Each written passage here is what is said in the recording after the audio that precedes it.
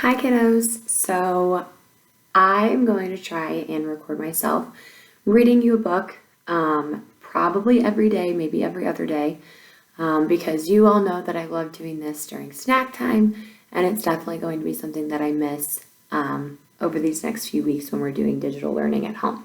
So it'll be backwards for you because of the camera, but the first book is The Berenstain Bears and the Week at Grandma's by Stan and Jan Berenstain. So it'll be backwards, but I think it'll still work out. All right. Once in a while, the Bear family, who lived in the big treehouse down a sunny dirt road deep in Bear country, got out of the family snapshots and looked at them. "What are these?" asked Sister Bear, picking up a book of photos. "I don't think I've ever seen these before." There were pictures of bears playing tennis, canoeing, dancing, and having all sorts of fun. The bears looked like Mama and Papa, only they were younger and thinner.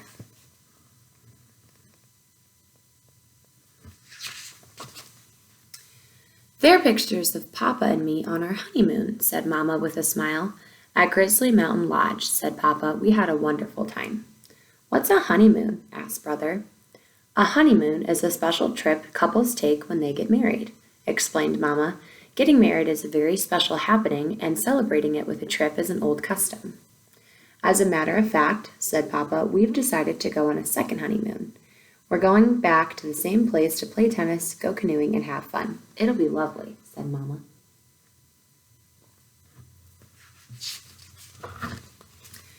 "My second honeymoon sounds like a pretty good idea to me," said Brother. "Me too," said Sister. They scooted out of the room and were back in a jiffy with their vacation things. "Oh, you won't be coming," said Papa. "Honeymoons, even second honeymoons, are just for grown-ups, not for cubs." But what's going to happen to us?" asked Sister. "It just so happens," said Mama, "that Gran has been after me to let you spend a week with her and Gramps, and this will be the perfect opportunity." "A whole week?" asked Brother.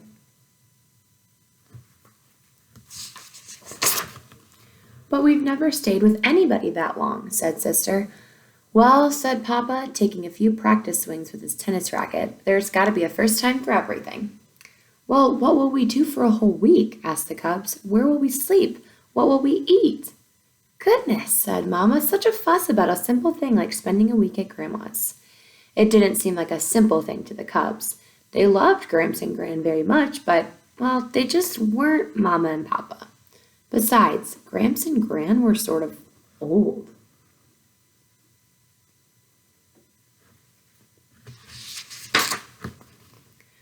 "What are you taking with you?" Sister asked Brother when it was time to pack. "I'm taking 2 books, my jacks, and my teddy, of course." "These," he said, holding up some books and his best yo-yo. Papa put their suitcases in the car trunk last so that when they got to Gran's, unloading was as easy as 1, 2, 3. Then, after lots of Big Bear hugs and kisses, the happy second honeymooners were on their way. "It certainly is good to see young folks having fun," said Gran as she waved goodbye. "We're the young folks," muttered the cubs. "We're the ones who are supposed to have fun."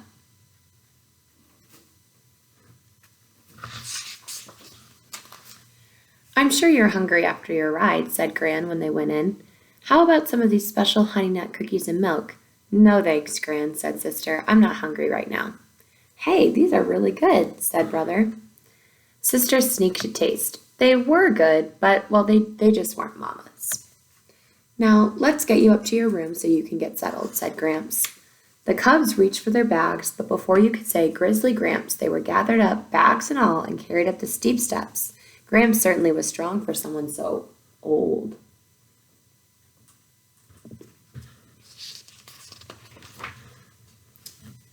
The room at the top of the stairs was very nice indeed. But, well, it just wasn't home. "Gramps," said Sister, "where do you suppose Mama and Papa are right now?" "Well," said Gramps, "I reckon that they're still on the road, just pulling into sight of Grizzly Mountain Lodge." After they unpacked their things, Gramps thought the cubs might like to explore all around the house.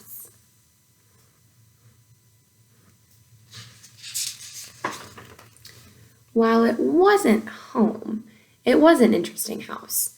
There was the attic covered with all sorts of interesting things. Gramps' kitchen with its yummy taste and smells, and Grandpa's den. Grandpa knew how to build a ship in a bottle.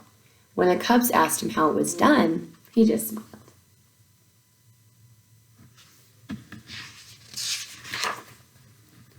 What do you suppose Mama and Papa are doing now? They asked then.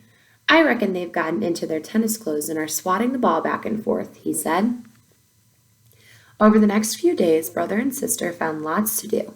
They helped Gran feed her bird friends, more kinds than they had ever seen in one place. And Gran knew all their names.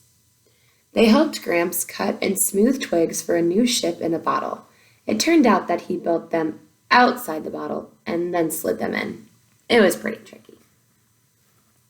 So it shows how he built it and then he put the ship inside.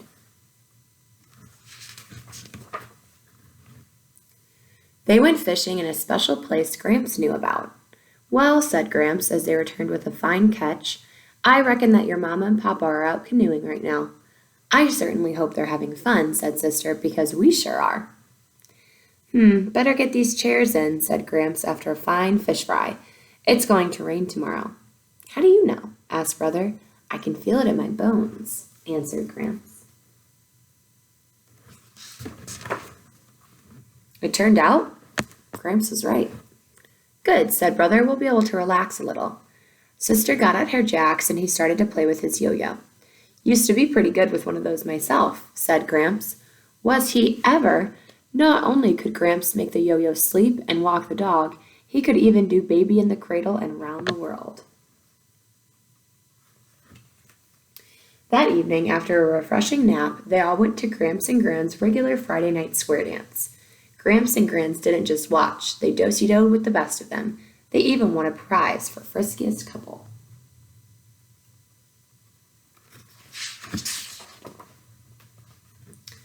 Goodness, said Sister in the morning, that week really flew by. And we learned so much, added Brother, practicing baby in the cradle. Gramps and Gran, how come you know so much? Asked Sister. So many things. Why, you can even feel the weather in your bones. That's one of the good things about being an older person, said Gramps, smiling. You learn something every day, so that by the time you're old enough to be a grandparent, you know quite a lot.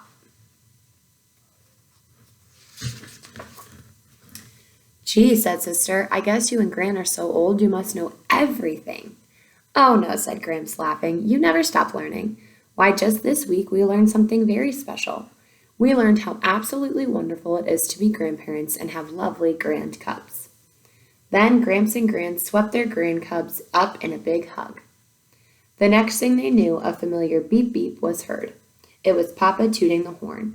He and Mama were back from their second honeymoon and it was time for the cubs to go home.